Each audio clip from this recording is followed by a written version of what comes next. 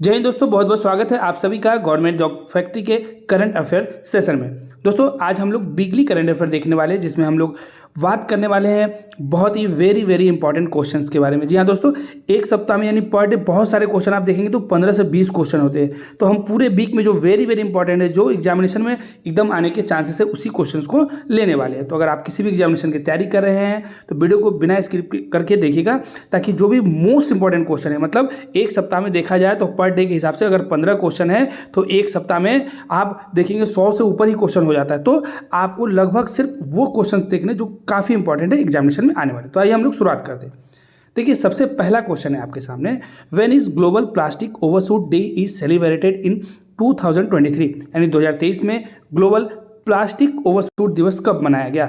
चार ऑप्शन आपके सामने, 28 जुलाई, 30 जुलाई, 1 अगस्त और 2 अगस्त। तो आपको याद रखना है कि ग्लोबल प्लास्टिक ओवरशूट डे जो है वो 28 जुलाई को मनाया गया है। देखिए in 2023 the global plastic overshoot day is projected to occur on 28 July. देखिए जो प्लास्टिक ओवरशूट डे का मतलब ये होता है कि हम जो ओवरशूट को जो लिमिट क्रॉस कर गए हैं कि हम लोग इतना प्लास्टिक यूज़ करना था लेकिन उससे ज़्यादा ही यूज़ कर लिए, ताकि अवेयरनेस के लिए, ताकि हम लोग उसको कम कर सके, इस आधार पर इसको मनाया जाता है। नेक्स्ट क्वेश्चन है आपके सामने, world wide web day is celebrated on which day. World wide web दिवस किस तारीख को मनाया जाता है। चार ऑप्शन आपके सामने है, तो आपको याद रखना है 1 अगस्त को वर्ल्ड वाइड वेब दिवस मनाया जाता है। ये to mark the invention by Tim Berners-Lee, यानी जो डब्ल्यू का जो इन्वेंशन किया था टिम बर्नर-ली, तो उनके जो इन्वेंशन का 1 अगस्त 1991 के उसी के डे के आधार पर इस तारीख को मनाया। क्वेश्चन है आपके सामने, When is world breast feeding day 2023 being observed. विश्व स्तनपान दिवस 2023 में कब मनाया जा रहा है। तो चार ऑप्शन आपके सामने है, आपको याद रखना है 1 से 7 अगस्त विश्व स्तनपान दिवस मनाया जा रहा है। तो देखिए ये WHO और यूनिसेफ के दोनों के सहयोग से मनाया जा रहा है, ताकि हमारा जो टू प्रमोट ब्रेस्ट फीडिंग, यानी हम उसको प्रमोट कर पाए और साथ ही साथ हेल्थ ऑफ बेबीज, मदर दोनों एंड फैमिलीज को केयर कर पाए। इसके आधार पर देखिए थीम क्या है इस साल का, protect breast feeding a shared responsibility, यानी हम सभी की रिस्पॉन्सिबिलिटी है इसको बढ़ावा देने का, शेयर करने का। ठीक है दोस्तों, नेक्स्ट क्वेश्चन है आपके सामने। देखिए अभी जो इंपॉर्टेंट डेज है, जो हमने बताया कि 1 से 7 अगस्त तक ब्रेस्ट फीडिंग डे होते हैं, उसी प्रकार के आधार पर जो इंपॉर्टेंट है वो आपको याद रखना है। 1 जुलाई को नेशनल डॉक्टर डे मनाया जाता है, 1 जुलाई को ही GST डे ही मनाया जाता है। अमेरिका का इंडिपेंडेंस डे 4 जुलाई को मनाया जाता है, 11 जुलाई को वर्ल्ड पॉपुलेशन डे मनाया जाता है। वर्ल्ड पॉपुलेशन डे 2023 का जो थीम है unleashing the power of gender equality, आपको याद रखना है। 12 जुलाई को इंटरनेशनल मलाला डे है, जो मलाला यूसुफ है जो पाकिस्तान की है। ठीक है, 17 जुलाई को world day of international justice मनाया जाता है। 26 जुलाई को कारगिल विजय दिवस मनाया जाता है। 28 जुलाई को वर्ल्ड हेपेटाइटिस डे, जिसका थीम था 1 लाइफ 1 लिवर। 29 जुलाई को इंटरनेशनल टाइगर डे के रूप में मनाया जाता है। आपको ये इंपॉर्टेंट पॉइंट ध्यान रखना है। नेक्स्ट क्वेश्चन है आपके सामने, according to the recent report which state has the maximum number of the billionaire legislator. हाल ही में आए रिपोर्ट के मुताबिक किस राज्य में सबसे ज़्यादा अरबपति पाए गए, मुताबिक आया है इस रिपोर्ट के आधार पर। तो आपको याद रखना है जो कर्नाटका है उसमें सबसे ज़्यादा जो MLAs है, जो आपके लेजिस्लेटर्स है, वो सबसे हाईएस्ट नंबर ऑफ बिलियनर्स है।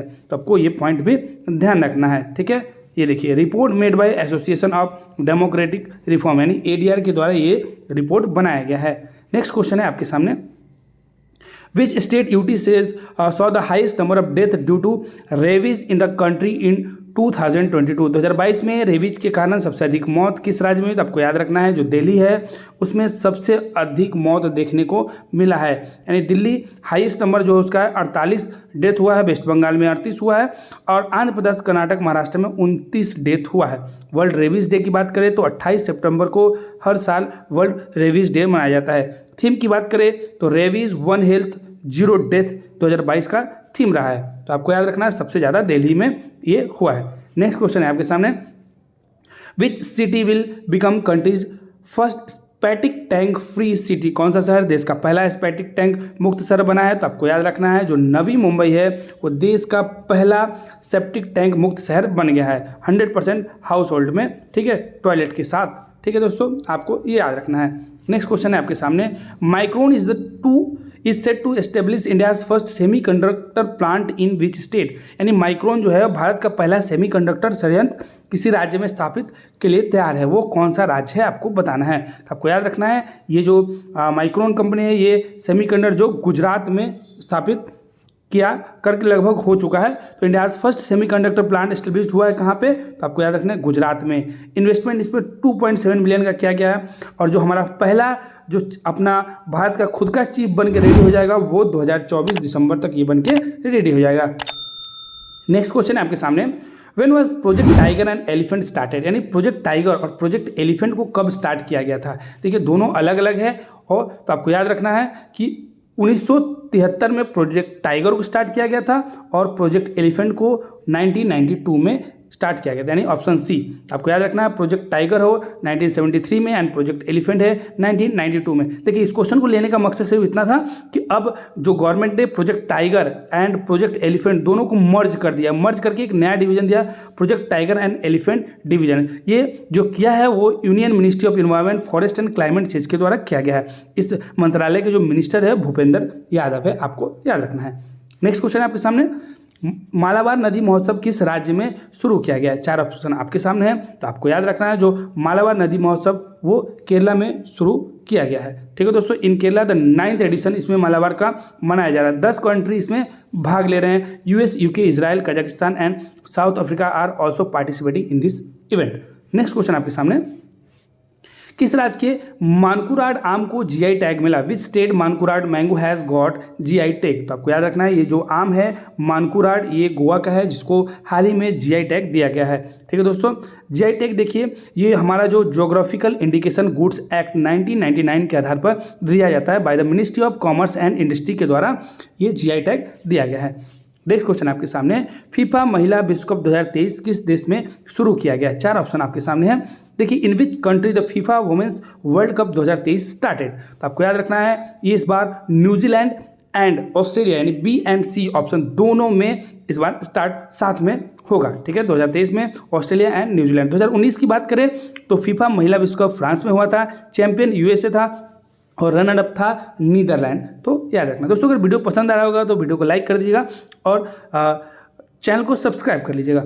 नेक्स्ट क्वेश्चन है आपके सामने, who won the title of Deodhar trophy 2023, यानी देवधर ट्रॉफी 2023 का खिताब किसने जीता। 4 ऑप्शन आपके सामने है। तो आपको याद रखना है जो साउथ जोन है इस बार उसने ईस्ट जोन को हराकर इस बार का देवधर ट्रॉफी 2023 का खिताब जीता है। तो final south zone and east zone में हुआ जिसमें साउथ जोन ने ईस्ट जोन को हराया। तो प्लेयर ऑफ द सीरीज रहा वो रियान पराग रहा, उन्होंने 354 रन बनाया। कभी कभी पूछा जाता है देवधर ट्रॉफी किस खेल से संबंधित है, तो आपको याद रखना है ये क्रिकेट से संबंधित है। ठीक है दोस्तों, नेक्स्ट क्वेश्चन है आपके सामने, which player has surpassed Viswanathan Anand as top chess player in live world ranking. Live विश्व रैंकिंग में कौन सा खिलाड़ी विश्वनाथ आनंद को पछाड़कर शीर्ष शतरंज खिलाड़ी बन गया है। तो आपको याद रखना है जो डी गुकेश है वो भारत का, उन्होंने मतलब अभी प्रथम स्थान हासिल कर लिया है विश्वनाथ आनंद को पछाड़कर। डी गुकेश है सरपास्ड विश्वनाथ आनंद, आप देख सकते हैं। ठीक है दोस्तों, नेक्स्ट क्वेश्चन है आपके सामने, देखिए स्पोर्ट्स इवेंट मस्कॉट हाउस जो बार बार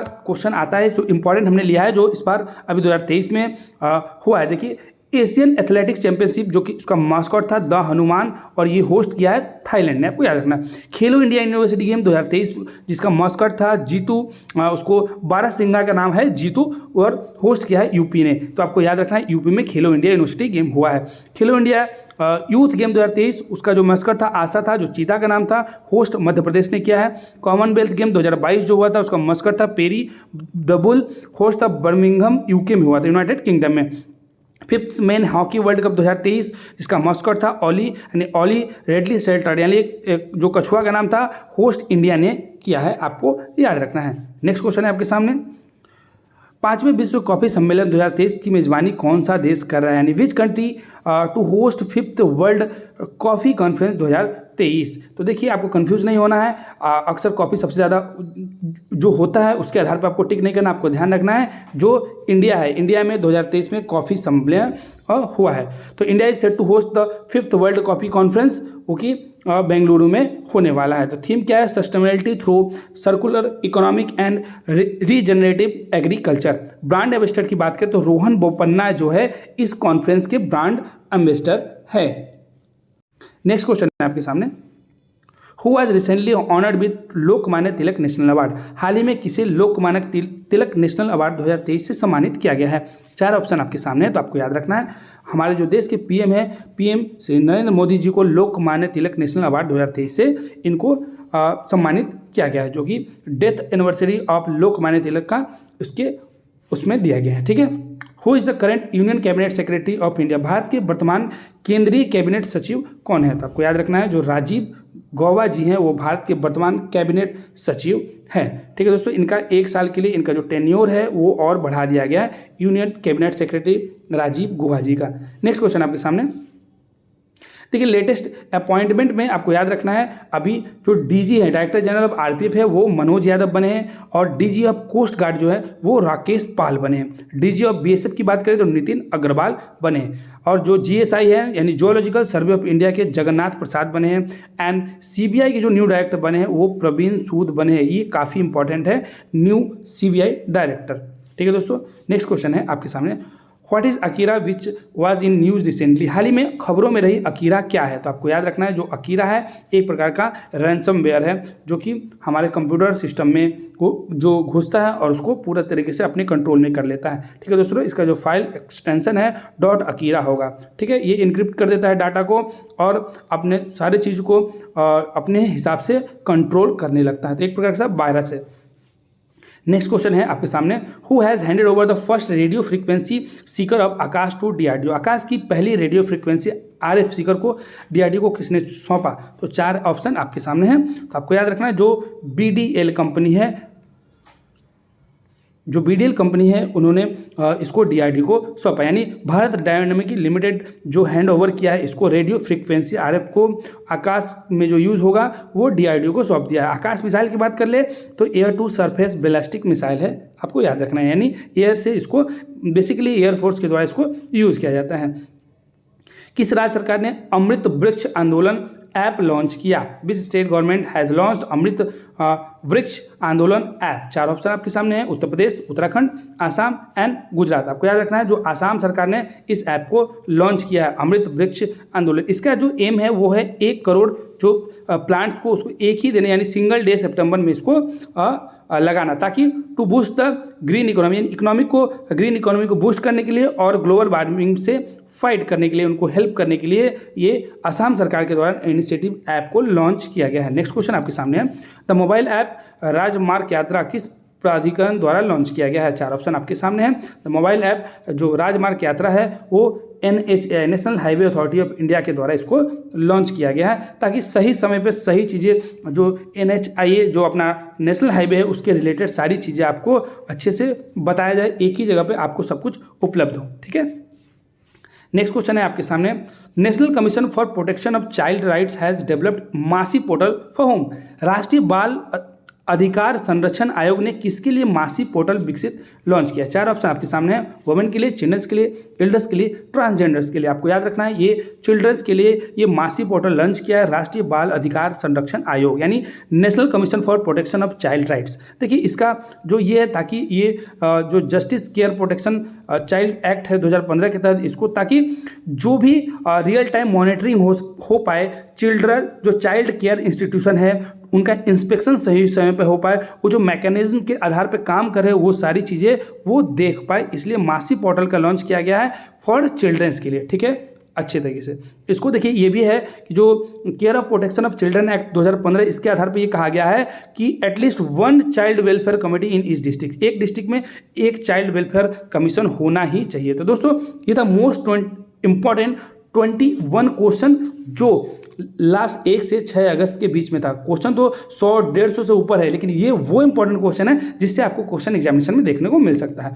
तो दोस्तों ये अगर आपको वीडियो अच्छा लगा होगा तो वीडियो को लाइक कर दीजिएगा और चैनल को सब्सक्राइब कर लीजिएगा। और जो हमारा इसका आपको अगर PDF चाहिए तो हमारे Telegram group government job factory official में आप जाकर ले सकते हैं और हमारे इंस्टाग्राम गवर्नमेंट जॉब फैक्ट्री को भी आप सब्सक्राइब कर सकते हैं। बहुत बहुत धन्यवाद दोस्तों, जय हिंद।